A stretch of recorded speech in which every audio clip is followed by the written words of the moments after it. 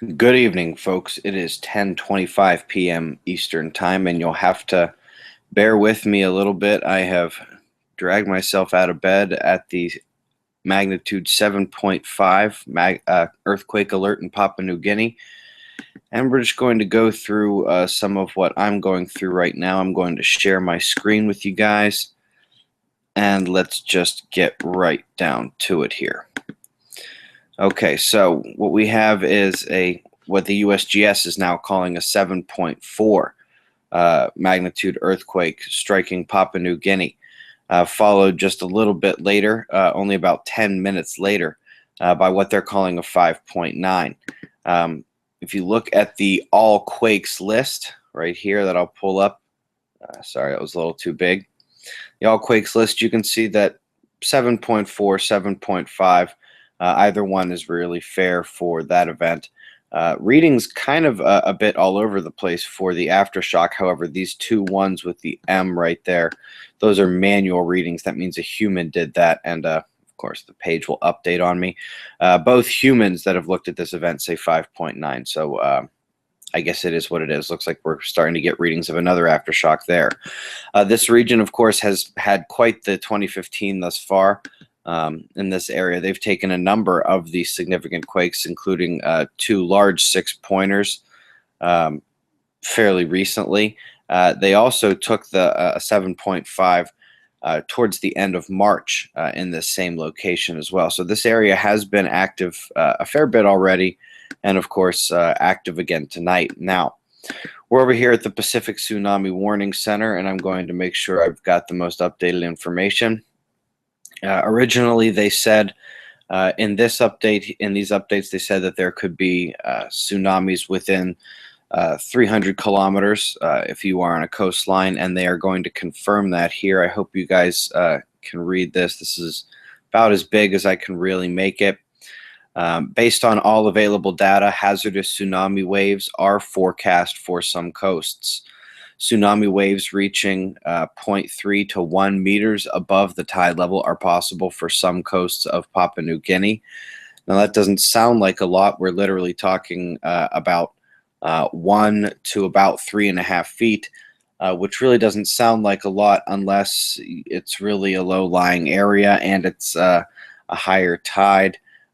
Don't forget, we are not too removed from the new moon, so tides aren't as big as they could have been, but they're not as small as they could be either. They say that actual amplitudes at the coast may vary from forecast amplitudes due to uncertainties in the forecast and local features. Essentially, what this means is, just like we saw in Japan, if you are in an inland harbor or the land kind of bows inward, something that could funnel the water, the tsunamis will be worst in those areas, and they could technically exceed that 1 meter level. Let me see what else that they're saying right now. And for those who are watching, I'm sure that we have some of our very diligent observers out there. If you guys could pop a link to the Pacific Tsunami Warning Center in the comment section, I'll do so beneath the video when I'm done here. But for those who don't know how to find that right now, if you guys could do that, and maybe also to the National Data Buoy Center, I'll get that to you guys as well. Anyway, we're talking about an arrival time of 2:58. UTC, and if you guys can see up here, I don't know if you can or not, it is UTC, it is 2:29, so we are looking at 29 minutes, just under a half hour. If you are, I'm guessing that's the northern coast of Papua New Guinea, but hey, since we don't have the geography of this area completely memorized by heart, this is what we do, we look it up. Okay, this is the area they're saying. We have, as of right this moment, 29 minutes or 28 minutes left. This is the area that they're thinking would be in danger from a tsunami. Wow. All right, let's go back here for a second. I'm going to zoom in here. All right, they're saying this is where the earthquake took place, beneath this bend right here. Yeah, this is where they're expecting the tsunami to be.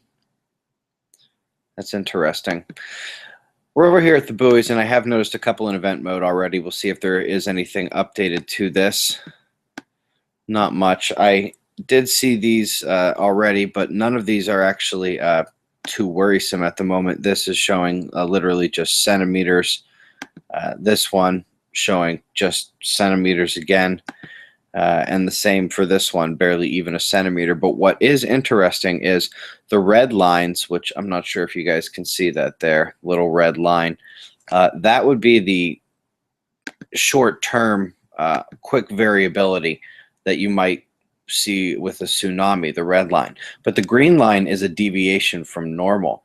And what is interesting is we had deviations from normal starting right about at the new day UTC on this buoy and on this buoy. You notice the green starts there, so it's a deviation from normal. Just see if it happened here. Yeah, happened here as well. And this indicates that there was something, sorry about that, something slightly askew from normal in the area starting about 2.5 hours ago. I would like to say whether or not we have it here, but they appear to have cut off the data at that day UTC, whereas you can see here, these buoys, they keep going into this day. Let's see what other ones we have. No, that one's cut off. Interesting. I wonder if these were all not cut off at the end of the day UTC, if they would have some details for us as well. But that's another one.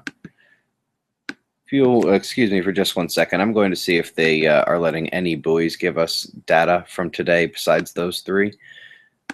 And I'm going to take you on a little ride with me while I do this. Come on, you guys can't have them all turned off. Thanks. At least you're honest. Okay. Jackals. All right, well, I can say this. These aren't showing anything too scary, and at least these are updating. And in fact, if you can see that little blip of green past the red, they are updating in real time. The more interesting thing, of course, is the fact that we now have about 26 minutes until the tsunami warning for this area of Papua New Guinea hits. I guess it kind of makes more sense when you see which buoys are active, but even still, probably not going to be a huge event. As of right now, let's see if the USGS, yes, they are keeping it at 7.4 for now. Any updates to these? These sometimes actually change. You can actually see they've added some readings here to this one, the aftershock. 5.8, 5.9, that's a fair reading there. And 7.4 or 7.5, both are fair there. The real issue here is going to be that right now it is 10:33 p.m. Eastern Time, which means it is 2:33 UTC. And at 2:58 in 25 minutes, we have a potential tsunami coming to parts of Papua New Guinea. So hopefully it's not going to be so bad. They say about a meter at most, but let me go ahead and let you guys do your research on your own, and I'll go ahead and post up some of these links for you there. Hope you guys are having a good night, and I'll catch you in the morning. Be safe, everyone.